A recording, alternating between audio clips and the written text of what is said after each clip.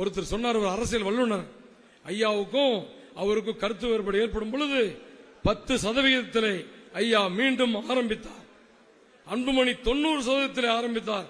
எல்லாத்தையும் மிரட்டி கூட்டிட்டு போய் பணத்தை கொடுத்து கூட்டிட்டு போய். ஆனால் ஐயா அவருடைய கிராஃப் நாளுக்கு நாள் ஏறிக்கொண்டிருக்கிறது. இன்றைக்கு 90 ஐயா நிற்கிறார்.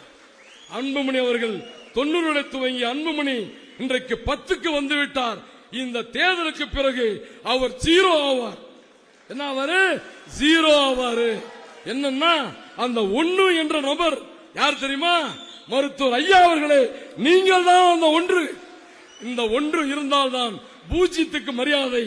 நீங்கள் தூக்கி எறிஞ்சு விட்டீங்க. அந்த பூஜ்ஜியம் குப்பை தொட்டிக்கு செல்லும். என்ன காரணம்னா, ஒட்டுமொத்த மக்களும் உங்கள் பின்னாலே இருக்கிறார்கள்.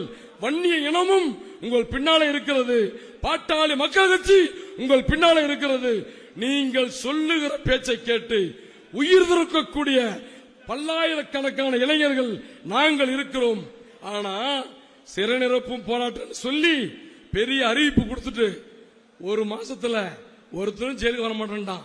போராட்டத்தை ரத்து பண்ணிட்டாரு. அப்படின்னா என்ன அர்த்தம்? என்ன அர்த்தம்? அவர் பக்கம் தொண்டர்களும் இல்லை, தலைவர்களும் இல்லை, வெறும் போலிகளும் பொய்யர்களும் பொய்யர் கூட்டமும் தான் அங்கு இருக்கிறது. நீங்கள் இந்த 26 அமைக்கிற கூட்டணி, நீங்கள் சொல்லுகிறவர் இந்த நாட்டினுடைய முதலமைச்சராக வருவார். அது யார் தலையில எழுதியிருக்குதுன்னு எங்களுக்கு தெரியல. முதலமைச்சராக யார் வருவாங்க என்பதை முடிவு செய்பவர் ஐயா. ஐயா அவர்கள் எடுக்கிற முடிவு 2026 முதலமைச்சரை உருவாக்குவார் என்பதை சொல்லி